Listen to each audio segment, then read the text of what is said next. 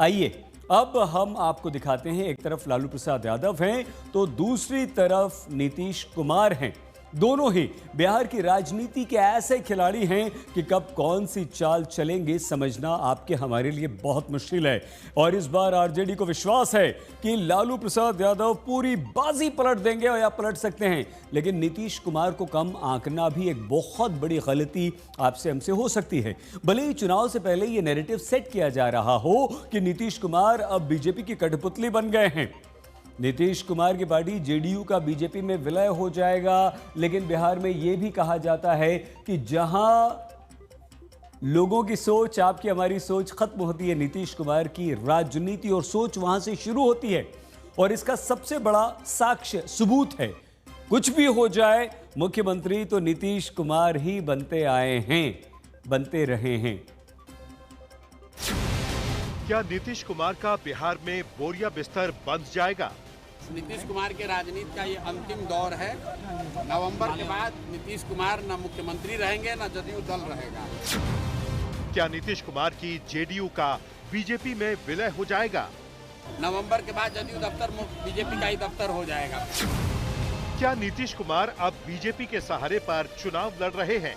दिल्ली से अमित शाह जो है वो सरकार को चलाने का काम कर रहे हैं। आखिर नीतीश कुमार के दिमाग में क्या चल रहा है? क्यों एक तरफ से सब नीतीश कुमार को कमजोर बताने लगे हैं?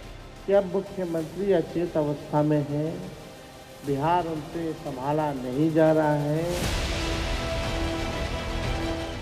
बिहार के राजनीतिक गलियारों में तेज होती चर्चाओं के बीच अचानक से नीतीश कुमार अपने सरकारी आवास एक अणे मार्ग पर पार्टी के सभी सीनियर नेताओं से लेकर जिला स्तर के नेताओं को बुलाते हैं और बिहार विधानसभा का चुनाव कैसे लड़ना है इसका गुरु मंत्र देते हैं। नीतीश कुमार जेडीयू के करीब 350 पदाधिकारियों से मिले और सबसे जमीनी फीडबैक भी लिया।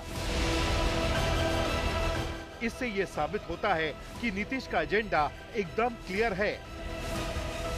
बिल्कुल, हमेशा मेरे माननीय एक्शन में ही रहे हैं। आप इनसे पहले इतना काम करते देखे हैं क्या?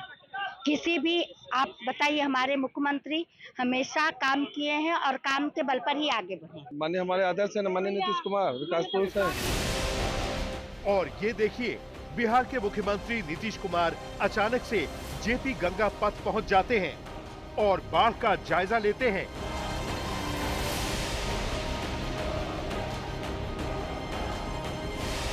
वहीं जेपी गंगा पथ पर हो रहे निर्माण का भी निरीक्षण करते हैं। इतना ही नहीं, सीएम नीतीश कुमार राज्यपाल आरिफ मोहम्मद खान से भी मिलते हैं और विश्वविद्यालय में कुलपति की नियुक्ति के साथ साथ कई अन्य मुद्दों पर बातचीत करते हैं। जिस तरह नीतीश कुमार अचानक से एक्टिव हुए हैं, उससे साफ समझ में आ रहा है कि नीतीश कुमार के दिमाग में कोई तो प्लानिंग चल रही है। वैसे भी बिहार में कहा जाता है कि जो सबको समझ में आ जाए, नीतीश कुमार ऐसी राजनीति कभी नहीं करते। हो सकता है कि पीएम मोदी के साथ पोस्टर साझा करना ये भी नीतीश कुमार की रणनीति का हिस्सा हो, क्योंकि जब जेडीयू के दफ्तर के सामने नीतीश कुमार और मोदी का पोस्टर लगा तो विपक्ष ने नीतीश को मजबूर बता दिया।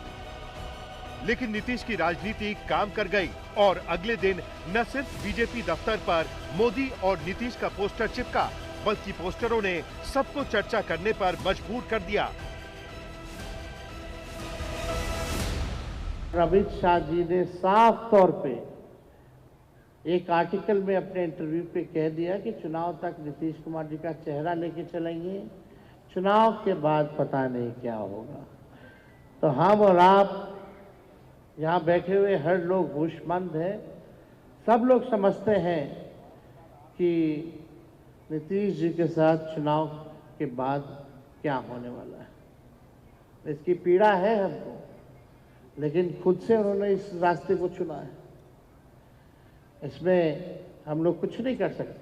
नवंबर के बाद जदयू दफ्तर बीजेपी का ही दफ्तर हो जाएगा। नीतीश कुमार के राजनीति का ये अंतिम दौर है। नवंबर के बाद नीतीश कुमार न मुख्यमंत्री रहेंगे न जदयू दल रहेगा, तो स्वाभाविक है कि उस पर फोटो तो भाजपा वालों का ही लगेगा। इसमें मोदी जी और नीतीश जी का फोटो दिया हुआ है, खिलखिलाता हुआ चेहरा मुख्यमंत्री नीतीश कुमार जी का है।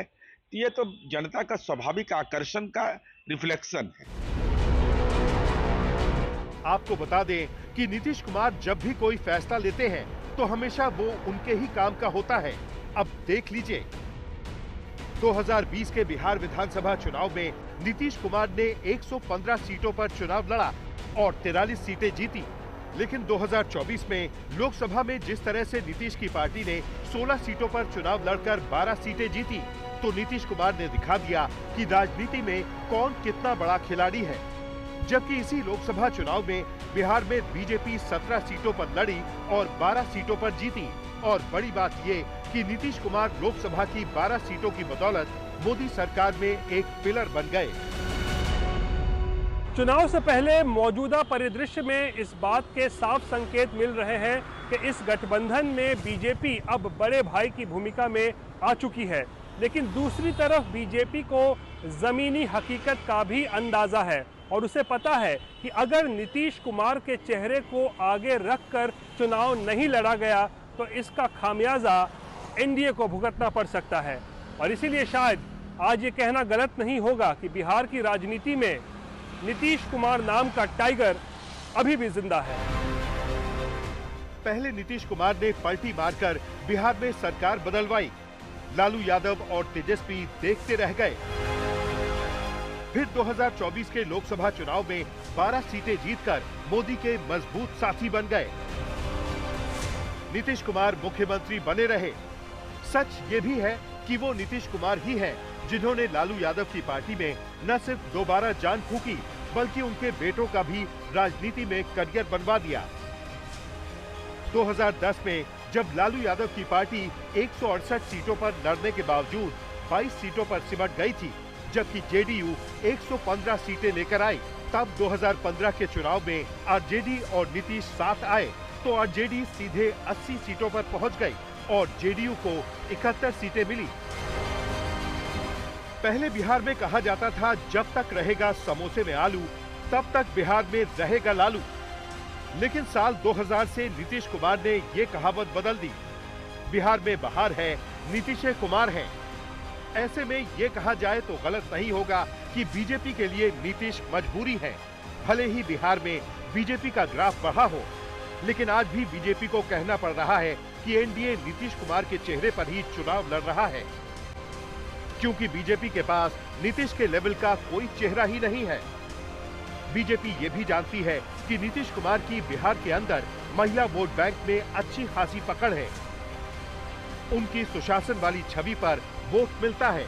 पटना से रोहित सिंह के साथ आज तक ब्यूरो।